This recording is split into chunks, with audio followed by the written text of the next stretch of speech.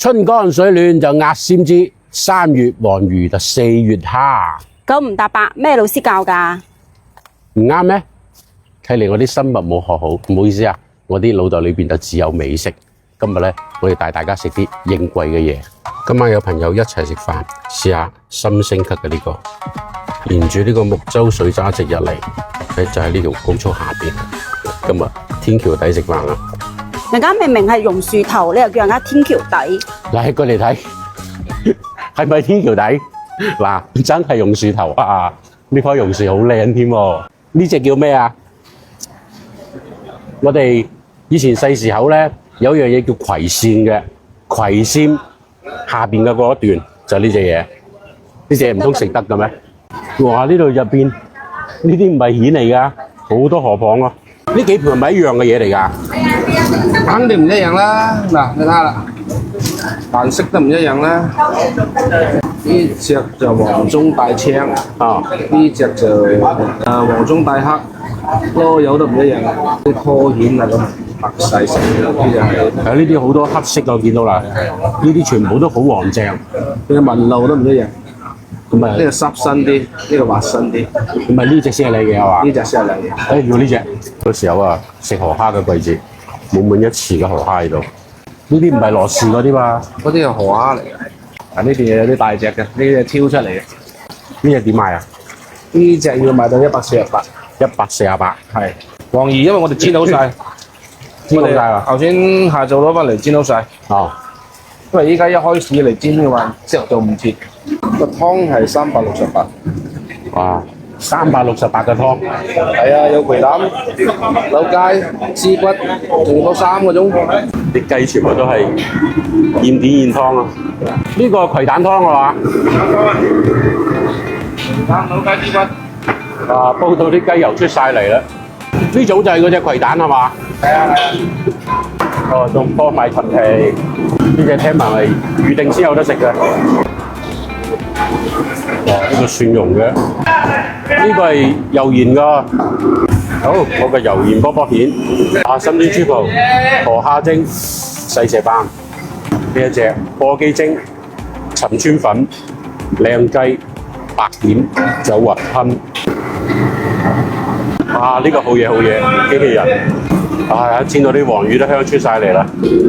我哋門口見到嗰隻刺身啦，早知唔入廚房，一入咗廚房啊，乜嘢菜都想掂。喺拜山嘅晚黑就滿晒座。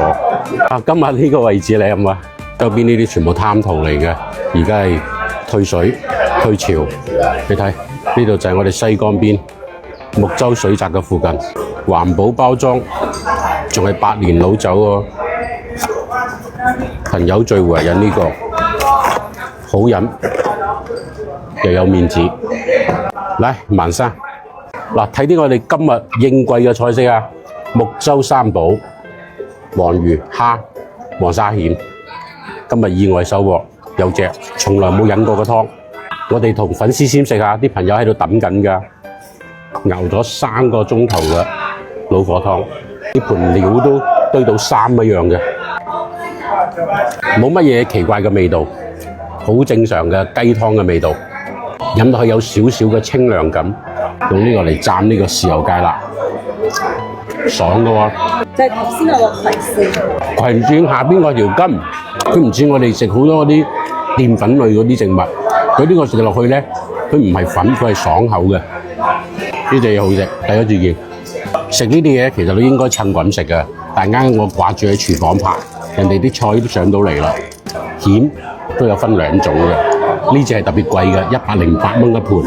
而家到撈嘅時候已經聞到好濃嘅嗰種花生油嘅味道上嚟。呢啲咪肥蜆咯，脹卜卜、肥嘟嘟。蜆咧一定係揸住食，滗住啲汁，好沙咯，一啲都唔腥，非常之甜美啊！我覺得一盤唔夠。一陣睇啲，再點多個蒜蓉蒸，148蚊一斤嘅新鮮河蝦，呢啲個頭特別大嘅，聖誕食嘅快樂啊！春邊秋嚟就下山嚟，3月黃魚就4月蝦，黃魚應季啊！我今日特心香煎，要嚟飲燒酒啊嘛〜可唔可以啊？含有草本，飲完輕鬆舒服。呢條黃魚你睇大唔大條？每年到咗呢個3月份呢個交配嘅季節咧，佢背上呢一圈就會變成金黃色，所以呢啲當地人係叫佢黃魚。油脂特別豐富。咁再過埋2個月，到5月份嘅時候咧，黃魚春就靚啦。到時我哋再嚟食過。我都唔知我點咗幾多個餸啊，仲有個河蚌。只要入咗廚房咧，我就瘋狂咁樣，呢隻又要，嗰隻又要，有好多隱藏菜單嘅裏邊。下邊係粉絲、蒜蓉，有少少嘅胡椒粉。哦，呢個盤係嘛？呢個叫咩嚟㗎？主食。又忍唔住點咗個牛腩蒸陳村粉。呢間嘢啲出品咧，你睇菜牌或者睇啲材料咧，你睇唔明白嘅，因為你只要入到佢廚房去，你會發現可以點想點嘅菜，仲有好多好多。今日木舟三寶喺佢面前都係飲杯順利啊！已經好耐冇揾到咁有驚喜嘅農莊啦。今日越點越多，6個人點咗8個菜1個湯，埋單1100蚊，菜單擺咗上嚟㗎啦。今日咧係專門揾呢個木舟三寶嚟嘅。至於我嘅三寶正唔正宗咧，你哋話俾我聽啦。